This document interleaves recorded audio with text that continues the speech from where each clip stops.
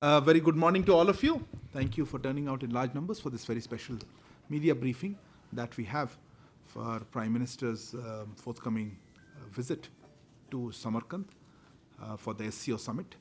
We have the privilege of having with us Foreign Secretary Sir Shri Vinay Quatra to give us a curtain raiser perspective of if you could not block the media line. And also with us Shri Adar Swaika, Joint Secretary looking after Eurasia Division. So without further time. Thank you very much, Arindam. Joint Secretary Eurasia, Adarsh, Arindam, friends from the media. A very good morning to all of you, and thank you so much for coming here this morning for this special briefing on Prime Minister's upcoming visit to participate in the summit of the Shanghai Cooperation Organization starting tomorrow. Just wanted to highlight a few elements relating to that visit.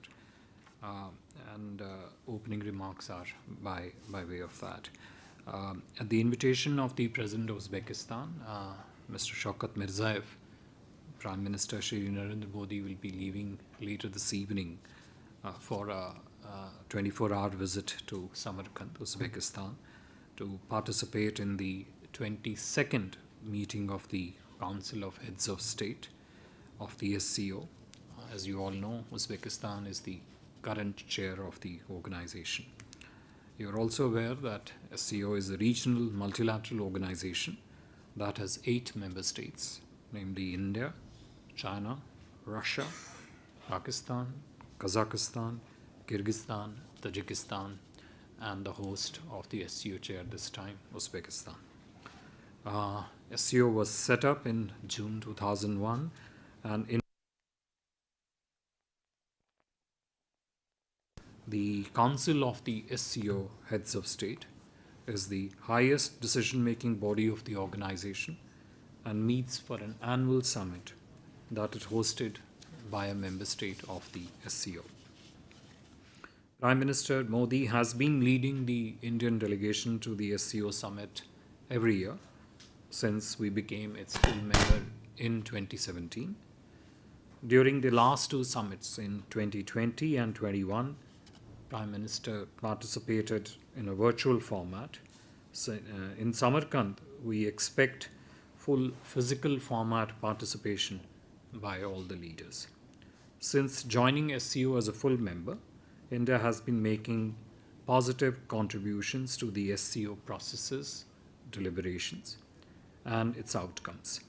After the Council of Heads of State, the Council of Heads of Government is the second most important mechanism of the SCO, which deals principally with trade, economy, and cultural agenda of the organization. India chaired this mechanism during 2020, with the then Vice President Shri Venkaiah Naidu presiding over our summit meeting in November 2020 in virtual format. During our chairmanship at that time, a number of initiatives were taken, including holding an exhibition of shared Buddhist heritage in SCO member states in virtual format by the National Museum, translation of 10 books of regional Indian literature into the official languages of the SCO, that's the Russian and the Chinese, and hosting the first SCO Startup Forum, the first SCO MSME Forum, and the first SCO Young Scientist Conclave in virtual format. The regional anti-terrorist structure, RATS, of SCO is another important mechanism of the organization. India assumed the chairship of the Executive Council of RATS in October last year for a year and has been focusing on promoting practical cooperation in combating the problem of terrorism in our region.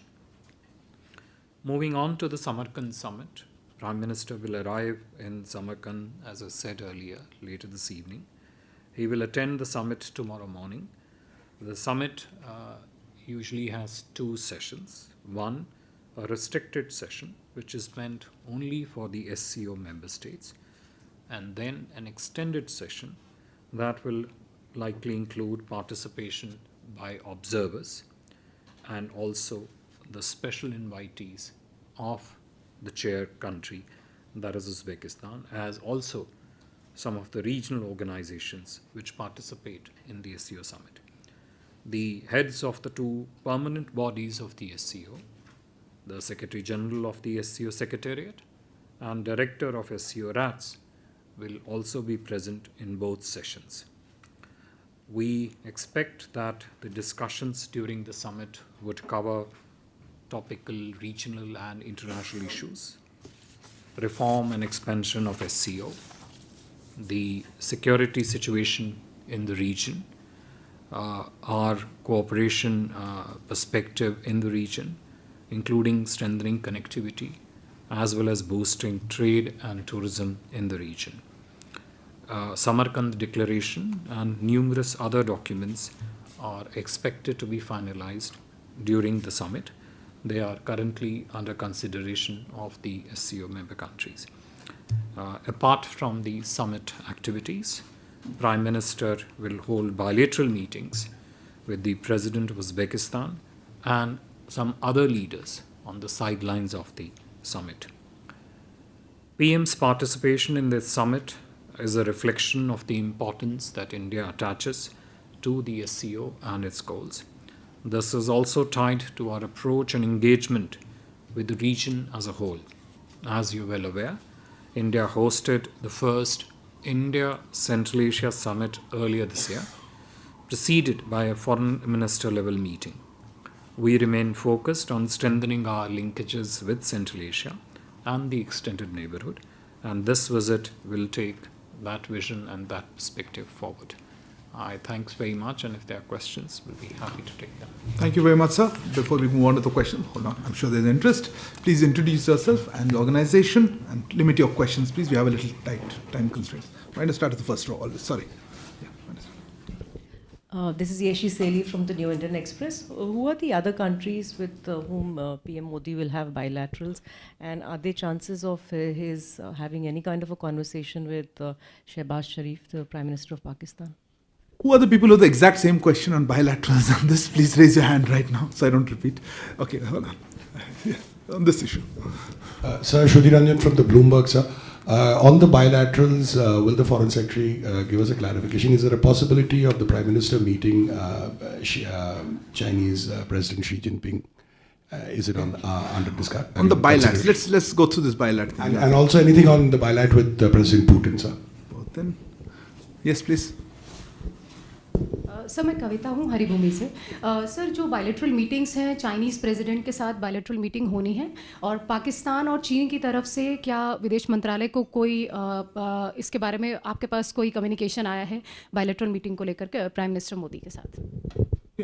Somebody else behind you. Okay. Manish Kumar Jha from Financial Express. Sir, we understand SCO is largely bereft of the bilateral talks. How do we merge the bilateral? Could you repeat your question? In SCO, we do not basically emphasize on the bilateral issues, right? But still, we see a lot of bilateral talks underway. So, how do we merge and sort of decide or kind of reach towards such a conclusion, which is away from the SCO charter? Okay. Thank you. Somebody else? Yes, ma'am. Hi, I'm Sean Lee with the Wall Street Journal. My question is on Russian oil. Can you just come back to this after the bilateral? There's a whole set of people on bilateral. I'll come back to you.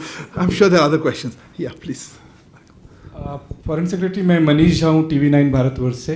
ऐसा लगता है कि prime minister और Chinese president के बीच कोई bilateral नहीं होगी, और अगर ऐसा होता है तो क्या हम कह सकते हैं कि जैसे पाकिस्तान को लेकर हमने एक मैसेज दिया है कि talks and terror can not go together, उसी तरह से चीन को लेकर भी अब है कि जब तक स्टेटस को बहाल नहीं होगा तब तक शी जिनपिंग के साथ मीटिंग नहीं होगी? आप और बाकी लोगों में बड़ी मतभेद है, जो डिफरेंस या there is a, okay, one second, I'll come back to you. I'll come back. Yes, on the same topic, bilaterals. आप पहले प्रश्नों की सहमति बना लीजिए, उसके बाद हम उत्तर की सहमति नहीं मिल रहे हैं, आप मिल रहे हैं, please your turn. Kadambini Sharma from NDTV India. अगर ईरान के साथ बायलैटरल होता है तो क्या फोकस तेल पर रहेगा? On the details of bilateral, come to it. I think somebody else had a hand. Yes.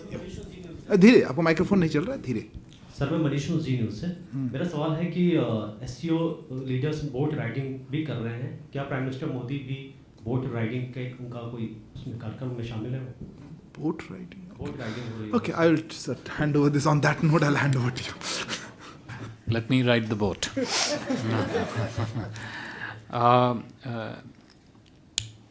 This entire rubric of questions relating to Prime Minister's bilateral engagements on the sidelines of the SCO, तथा जो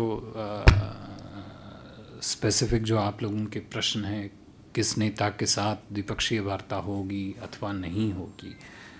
See, all I will say, which I have mentioned in my opening remarks also, is that besides his bilateral with the host country, chair of the SCO summit, Uzbekistan's Prime Minister will have other bilateral meetings on the sidelines of the summit, and we would keep you apprised as along the way when the Prime Minister's schedule of these bilateral meetings unfolds as we go along.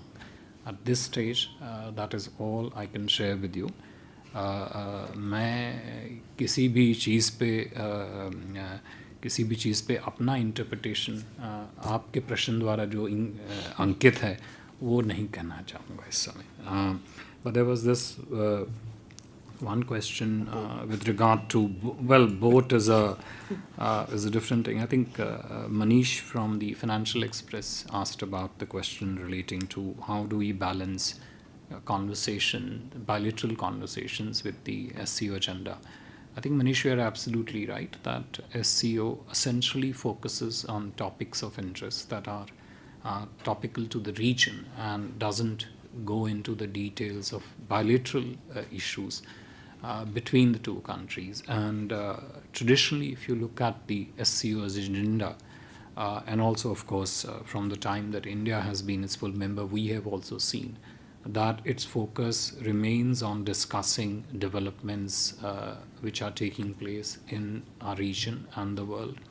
It also focuses on mitigating the common challenges that face the region, in this particular case, countering terrorism. It also discusses how trade and economic cooperation can be strengthened in the region. Those are the elements which stay focused on in discussions during the SCO summit. But I don't see there is any conflict between that and the leaders' discussions, bilateral discussions between the leaders that take place on the sidelines of the SCO summit. So I think the two are different buckets and they both stand on their own in that sense. Well, I really don't have an answer on the boat ride. I think it's a Prime Minister's schedule in Shanghai Cooperation Organization Summit this time. As he's there for a very brief period. Essentially, he reaches there later tonight, attends the restricted and the extended session tomorrow, and the couple of other engagements which are relating to SCO summit tomorrow, does a set of bilateral meetings which, as I said, we'll keep you apprised of as they unfold, and then returns later tonight, scheduled to return tomorrow night, sorry.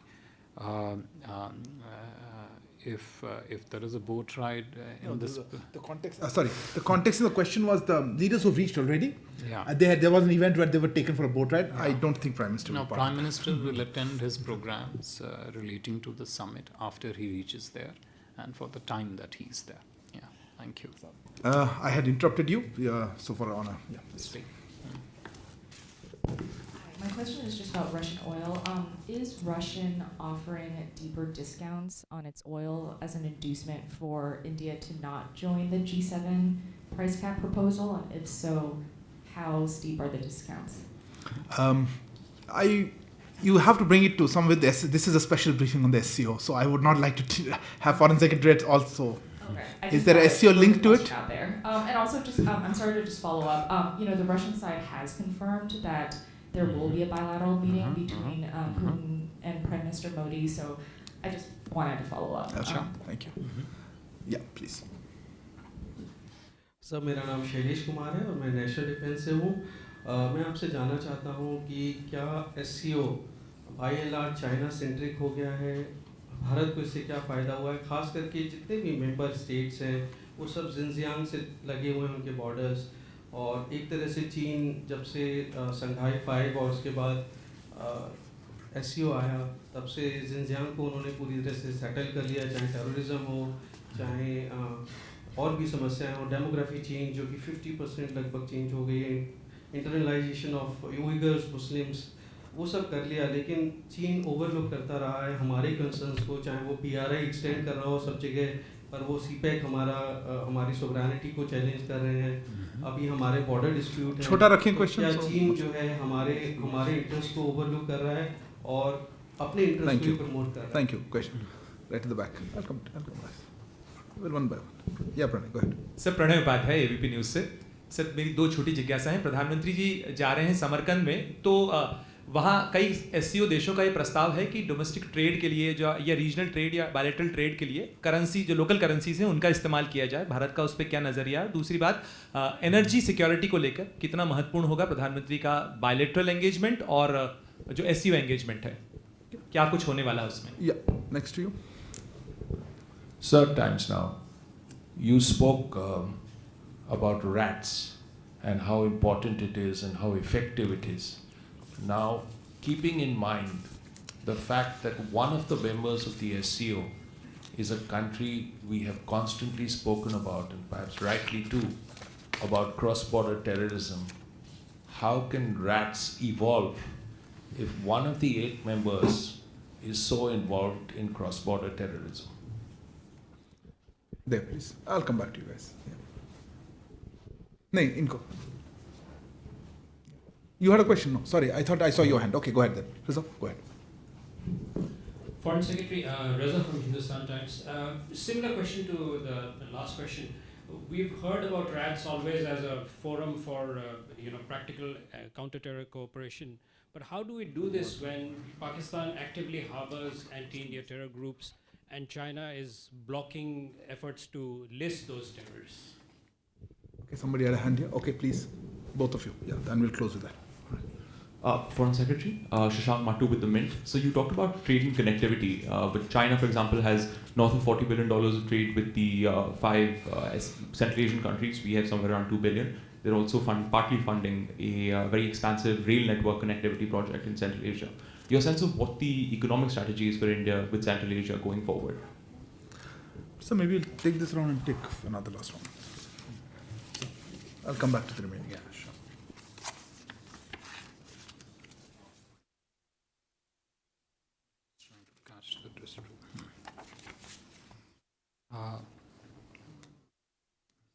Ms. Lee, on your question relating to the Russian oil and the price cap coalition, India is not a member of the G7. Just for record purposes, to be clear on that. Deeper discounts, market pricing. Look, we have said this several times at other platforms also, that when the Indian entities go out and try to respond to India's needs of the energy security and procure oil, they essentially procure it from the market. These are not government-to-government purchases that we do. On the price cap coalition, well, what form it takes, what shape it evolves into, is something I think which the people, the countries that have floated that idea, perhaps can better answer to that. With regard to Prime Minister's bilateral meetings in the Shanghai Cooperation Organization, I'll only repeat what I have said earlier. We have seen reports that you're referring to. I can confirm to you that as the schedule unfolds of the bilateral meetings, we will keep you fully apprised of them as we go along. Shailesh, आपका जो प्रश्न था चीन की केंद्रता का Shanghai cooperation संस्था के संदर्भ में, देखिए, मैं आपसे इतना ही कहना चाहूँगा कि जो भारत का परिप्रेक्ष्य है वो ये है कि शंघाई कोऑपरेशन ऑर्गेनाइजेशन एक रीजनल संस्था है जिसमें भारत एक सदस्य है और जिसमें मुख्य केंद्रता का एक परिप्रेक्ष्य जो है, एक पिलर जो है, वो सेंट्रल एशियन देशों की सेंट्रिसिटी है। आपकी जो टिप्पणी थी आपके प्रश्न से जुड़ी हुई कि एक देश ने ये किया, एक देश ने वो किया, मैं आपसे इतना ही कहना चाहूँगा कि जो भारत के हित हैं शंघाई कोऑपरेशन संस्था को लेके, शंघाई कोऑपरेशन संस्था से जुड़े हुए भारत के जो क्षेत्रीय हित हैं, जो उन सदस्य देशों के साथ सहयोग है, उन सदस्य देशों के भीतर जो सेंट्रल एशिया के 5 देश हैं उनके साथ सहयोग है, चाहे वो सहयोग आर्थिक हो, चाहे वो सुरक्षा के क्षेत्र में हो, चाहे वो सहयोग या परिप्रेक्ष्यों का आदान प्रदान क्षेत्रीय तथा अंतर्राष्ट्रीय स्थिति के बारे में वार्ता को लेके हो। हमारा मानना है कि इसमें किसी एक देश की केंद्रता नहीं अपितु क्षेत्रीय केंद्रता है। तो बाकी हर देश सेंट्रल एशियन कंट्रीज़ के साथ सहयोग का अपना एक परिप्रेक्ष्य रखता है। भारत का जो परिप्रेक्ष्य सेंट्रल एशियन देशों के साथ है वो स्वयं में अपने आप में पूर्ण है और संपूर्ण है और हम उसको किसी तृतीय क्षेत्र से बाहर देश के परिप्रेक्ष्य जो है उसका आंकलन नहीं करते हैं। प्रणय, आपके जो 2 जिज्ञासाएं थी, एक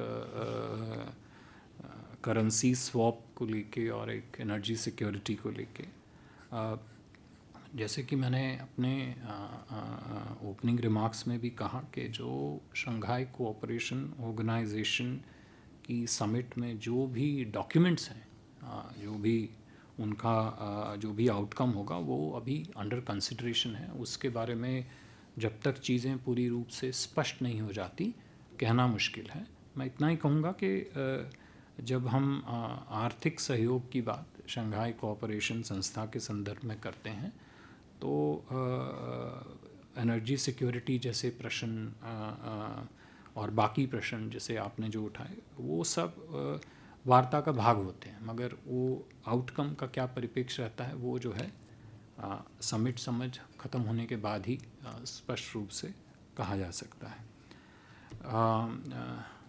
On the 2 questions, 2 linked questions on terrorism, I think one from Times Now and other from Raza from Hindustan Times. I think there are multiple ways to look at the how different countries assess and look at the challenge of terrorism in the region. You mentioned about Pakistan and it's linked with the the challenge of terrorism in the region. I can tell you that if you look at the history of discussions on countering terrorism within the framework of Shanghai Cooperation Organization, you will find that both the substance of the discussion and the various structures of the SCO, their handling of this issue has evolved over a period of years, and now irrespective of what a particular country does on this problem of terrorism, there is deeply held, I would say, understanding and a deep appreciation within the SCO countries of what the nature of this terrorism is, where this problem comes from, and most importantly, the need for the SCO countries on their own, as also for the SCO structures, including in particular RADs, to come together and form ways, which I mentioned in my opening remarks, form ways for practical cooperation. And this is something which we have been focusing very strongly on ever since we took the chairship of the Executive Council of RATS in October last year. I'm sure you would have followed that the SCO RAT structure has also decided to work towards creating a unified register of terrorist and extremist organizations whose activities are prohibited on the territories of the SCO member countries within SCO RATs. There is the question of databases which this particular problem involves, and RATs as a body is definitely working to develop a sharper focus on this issue. There was this last question on the economic engagement, etc. I have mentioned this earlier also, and if you look at the deliberations of India Central Asia Summit earlier this year, you will find far greater details there. But there are multiple elements to India Central Asia trade and economic cooperation. And we look at it from the perspective of the value proposition that India's trade and economic cooperation brings when it partners with Central Asian countries. And these value propositions stand basically based on our complementarities and our engagement with Central Asia, and which I mentioned. One, focus on trade and connectivity, and this is something which has again grown over the period of years quite considerably. There is, of course, the International North-South Transport Corridor, which links an element of Central Asia. There is this larger emphasis on connectivity with Central Asia through multiple laterals, which connects India with the Central Asian countries. There is focus on business-to-business cooperation, commercial cooperation, essentially through the Business Council segment of which again is a derivative of the India Central Asian Summit outcomes. There is specific focus on products and services that we think are complementary in terms of India's engagement, business engagement with Central Asia. These include particularly pharma products, agricultural commodities. Oil and gas is an obvious element, imports of minerals, and also the entire element of IT-related services, and also a new element of cooperation in the field of startup and innovation, wherein India would be chairing the special working group, which means a permanent chair essentially of the startup and the innovation working group.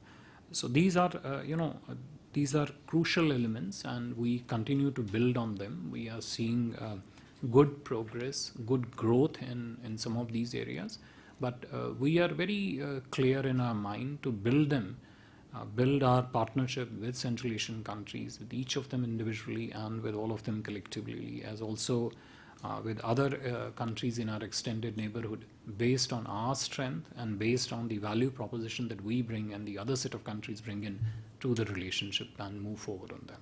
Thank you. Thanks. So we're running a little tight on time, so you please there one minute. We'll just take a couple of questions. Yeah, Sir, Manas Pratim Bhuyan from PTI Press Trust of India. Sir, you mentioned about India's expectations on discussions on various key regional issues at the SCO summit.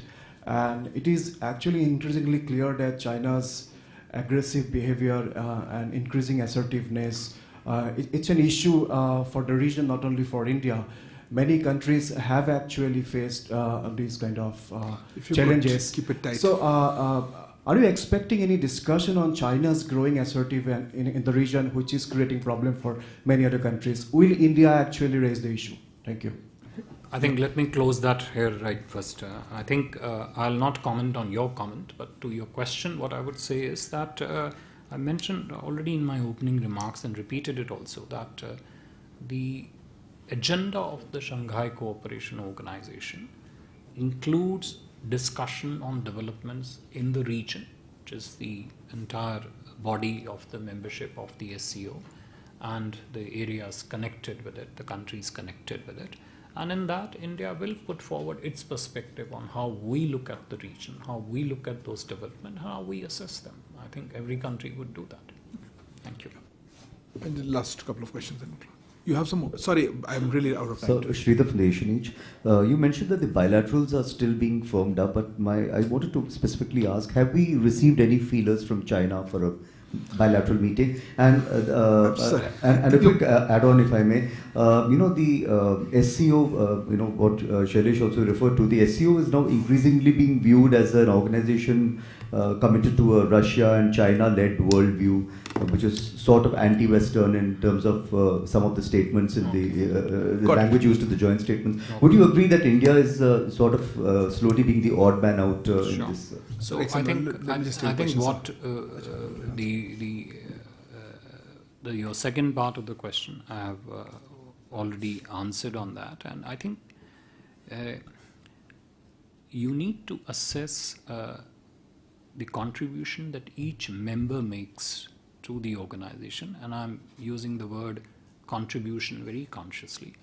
You have to look at that part of a member country's engagement with a regional organization from the perspective of what is the value proposition that that particular member brings. And I've already highlighted to you the elements of what India brings to the table. I think the membership, the entire membership of the SCO, 1, 2, the countries which might attend as observers or the countries that might get invited.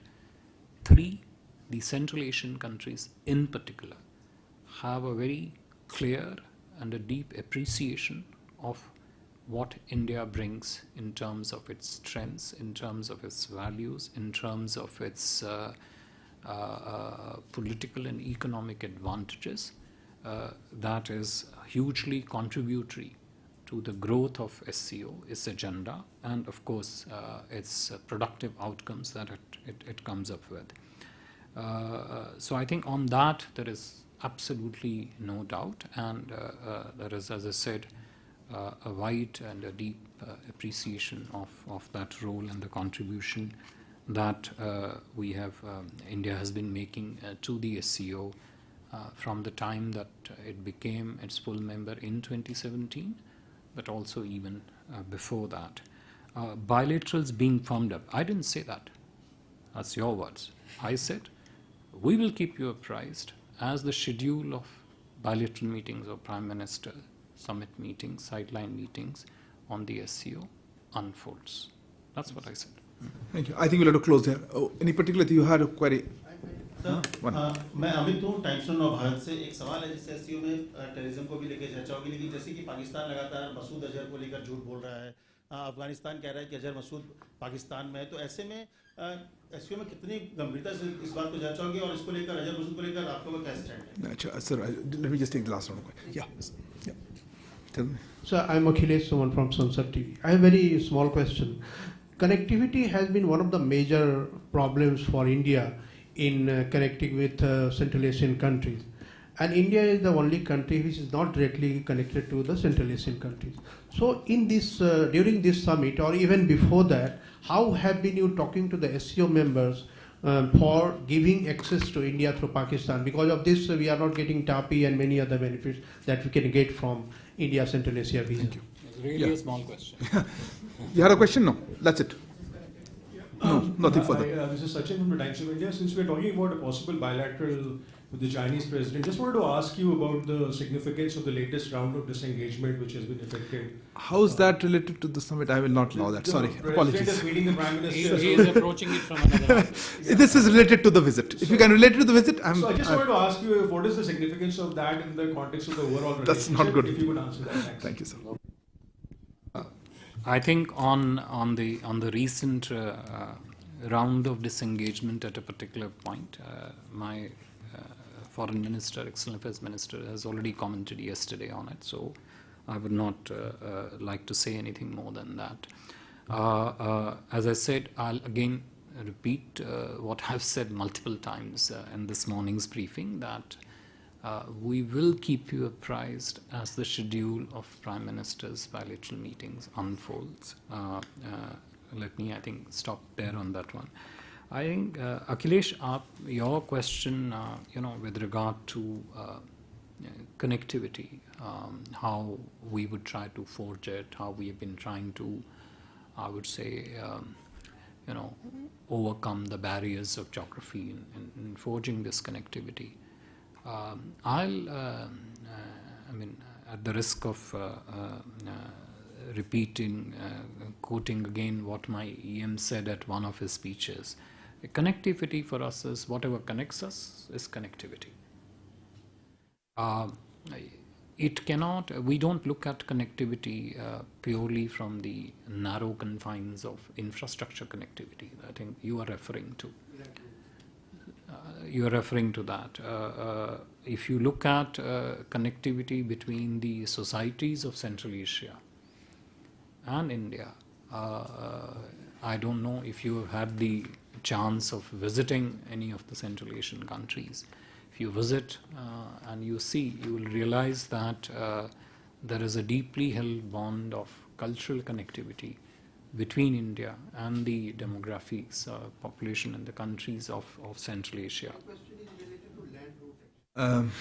Sorry, I think that as I said, land route will take shape along the lines that Central Asian countries and India decide to proceed with regard to establishing connectivity, whether it's a transport connectivity, whether it's a corridor connectivity, whether it's a product-specific connectivity, some of which you referred to, and all the elements that are associated with it.